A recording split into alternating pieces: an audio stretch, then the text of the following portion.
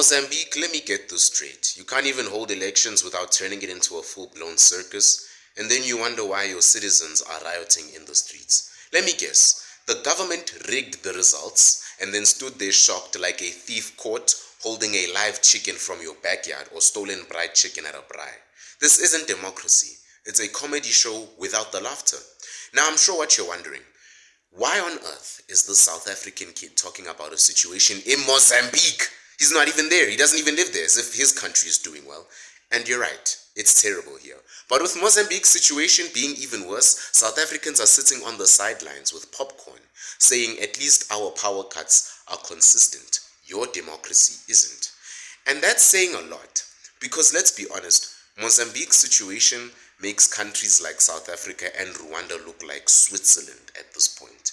And because of that, I want us to dive into this chaos, why it's bad, and why Mozambique and how Mozambique can actually get its act together and avoid this mistake in the future, right? So whether you're in South Africa, Ghana, whether you're in Botswana, Mozambique, Malawi, as long as you live in a country that needs the advice I'm about to give, even Turkey, Syria, this video is for you. So let me put you on game real quick. Let's start with section 1. What's going on with Mozambique? Why am I making this video? You see, the situation in Mozambique right now is a disaster. Elections were held, but instead of bringing progress, they've unleashed chaos. Opposition parties claim the elections were rigged, and judging by the unrest in the streets, they are not alone in thinking that. And if you want to know, watch my previous video. Protests have erupted everywhere, because when people feel like their votes don't count, the next logical step is to burn tires down and shut down roads, really. I want to paint you this picture so that you can, understand the disaster more. The Mozambique elections were supposed to be a celebration of democracy, right? But instead, it's like they took democracy, tied it up, and then threw it in the trunk of a car and drove it straight into the Indian Ocean. The ruling party, Frelimo, has been accused of rigging elections, suppressing opposition parties, and intimidating voters. Can you believe that? It's like they took a page out of every dictator's handbook. Step 1, rig the system. Step 2, blame the opposition. Step 3, pretend nothing is wrong. And the people, they are furious. Watch the news. The riots in Mozambique aren't just about the election. They're about the decades of frustration. People are tired of being told that their vote counts when, in reality, it's counted, thrown out, and then replaced with a Frelimo ballot. And it isn't just about a bad election, it's about years of frustration boiling over. The mistake many people make is that they think Mozambique is facing a crisis now. They've been facing a crisis longer than I've lived. The only rule there is the house always wins. And the government, they are playing dumb, all right, because they act like they didn't see this coming, right? But let's be real. When you steal an election and then expect people to sit quietly, you're basically begging for chaos. Section 2, why is this bad? For everyone, not just Mozambicans. Let me tell you, this isn't just bad for Mozambique, it's bad for Africa as a whole. Every time an African country has an election meltdown, the rest of the world looks at us like we're stuck in the Stone Age, Neanderthal vibes. Western media jumps on it, they slap headlines like Africa can't get democracy right, while conveniently ignoring their own scandals. And what people don't get is this isn't just bad for Mozambique, it's bad for all of Africa. It's like that one cousin who keeps embarrassing the family at family reunions, while other African countries are trying to prove they can be democratic and functional and actually do the right things. Mozambique is out there setting democracy on fire and roasting marshmallows over the flames. And because we do things like these are the problems that come forward. I'm about to give you them in point form. Number 1, economic instability. No one wants to invest in a country where the government can't even pretend to play fair. Investors are looking at Mozambique and thinking, why bother? Why bother? I'll just put my money in Bitcoin because it's less chaotic. Number 2 is social unrest. When people feel powerless, they take to the streets. And when the government responds with violence, it's like pouring gasoline on a fire. Mozambique is on the brink of a widespread chaos because the people are done being ignored. Number 3 is regional ripple effects. South Africa, Zimbabwe, Malawi, we are all their neighbors. So when Mozambique sneezes, the rest of us will catch a cold, right? And right now, Mozambique isn't just sneezing, it's coughing up blood. But here's the real tragedy. It's the average Mozambican who suffers. The elites, well, they sit in their fancy homes sipping imported wine, while the people in the streets are tear-gassed for daring to ask for a fair election. That is demonic. And let's not even start on the economic impact. Who's going to invest in a country that can't even count votes without causing riots? Section 3, why it's happening. So what's the root of this mess? It's power-hungry politicians, simple as that. These guys treat elections like a formality, something they go through just to give their corruption a shiny coat of legitimacy, right? Mozambique's problem isn't just the election. It's a long story of poor governance, corruption, and a lack of accountability. I want you to imagine Mozambique as a car. The people are the passengers, the government is the driver, right? And the democracy is the GPS. Now imagine the driver ignores the GPS, which is the democracy, drives off a cliff, and blames the passengers for not shouting loud enough. That's Mozambique's government in a nutshell. Here's the thing, right? Rigging elections is like putting a plaster on a broken leg. It might cover up a problem for a while, but eventually the whole thing will collapse. And let's not ignore the role of poverty and unemployment. When people are struggling to survive, when you have people struggling to make a living, they're not just voting for policies, they're voting for survival. Take that away from them, and you're taking away hope itself.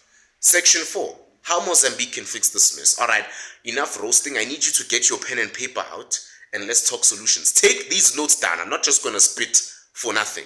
I want you to write these notes down. I'm serious. I'm not just going to talk for nothing. This isn't just another rant.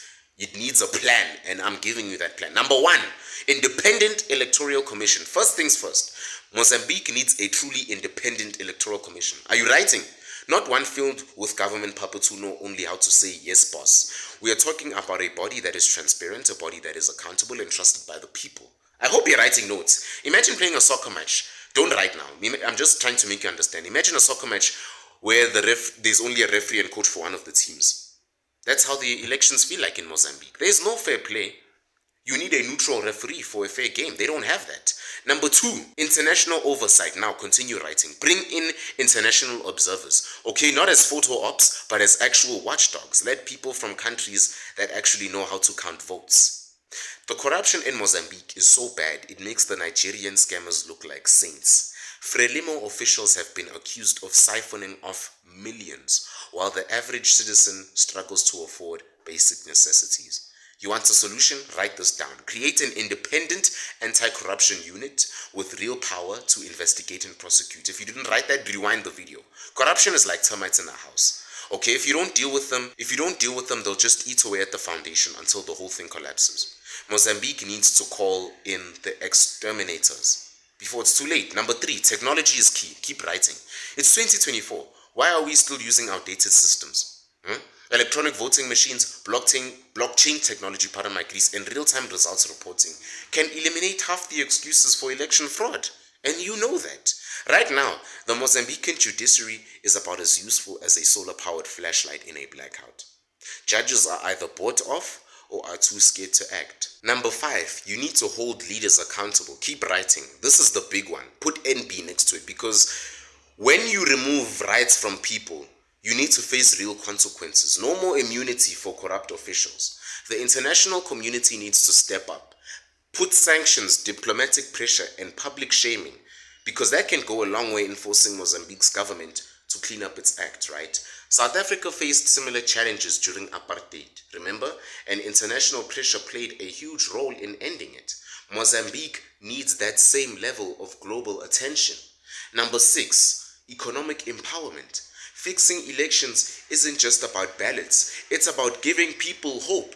If Mozambique's leaders want peace, they need to focus on creating jobs, focus on reducing poverty, and focus on giving people a reason to believe in the system. So why does this matter anyway? You see, fixing Mozambique isn't just about Mozambique. It's about setting an example for the rest of the African continent. If Mozambique can turn things around, it sends a message to other corrupt governments. Your time is up, right? Imagine South Africa as a relay race. If one runner keeps dropping the baton, the whole team will suffer. Mozambique needs to pick up that baton and start running again so that his teammates don't suffer. Her teammates don't suffer, pardon my grease. Now I know what you're thinking. This guy thinks he's smart, whereas this country and its people are not exactly saints either. I know, sure, we have free and fair elections, but half the time it feels like we're choosing between bad and worse, okay? And let's not forget about how we fix protests with rubber bullets and water cannons. Sound familiar, Mozambique? Let's be honest, South Africa isn't perfect. But compared to Mozambique, with how it is over there, with how you guys made it for yourselves there, you guys make us look like a functioning democracy. At least when our elections are rigged, we do it with style. I'm not even trying to disrespect either nation here, but Mozambique's elections are so bad, even ESCOM could say at least we're consistent. And I feel truly sorry for the Mozambicans. But at least South Africans know how to meme their way through misery. Right? Mozambicans need to take a page out of our book. When life gives you lemons, squeeze it back into life's eyes. When life gives you corruption, make a viral hashtag on Twitter and start a TikTok dance challenge. At least that'll get you happy like us. Section 6. African unity and moving forward. Because here's the bigger picture. African countries, you need to stop being your own worst enemies. Every time we rig an election or crush a protest, here's what we're doing. We're proving the colonial stereotypes correct. The only way forward is through unity and accountability. Mozambique has a chance to turn this around. Full 360. No, full 180, sorry. But it starts with admitting there's a problem. And no, the problem isn't the protesters. It's the system that made them protest in the first place. Tell me if I'm telling lies. So here's my closing statement. Mozambique, you're at a crossroads. Keep going down the one path and you're looking at more riots, more poverty, more prison breaks, and more international embarrassment. Or you can use the other road and fix your elections, rebuild trust, and show the world that African countries can lead by example. If you're Mozambican, please don't lose hope, because change is possible. But it starts with you. And if you're South African, or wherever you're from, take a moment to appreciate how your country is, because as bad as things are wherever you are, it's not a complete joke yet, or at least that's what they want you to think. Now, tell me if you agree with everything I just said now, or if you think I'm completely wrong. Let me know in the comments. And while you're here, you might as well like, share, and subscribe. Please do, because it helps me more than you think. Trust me, you don't want to miss what's coming next. Deuces!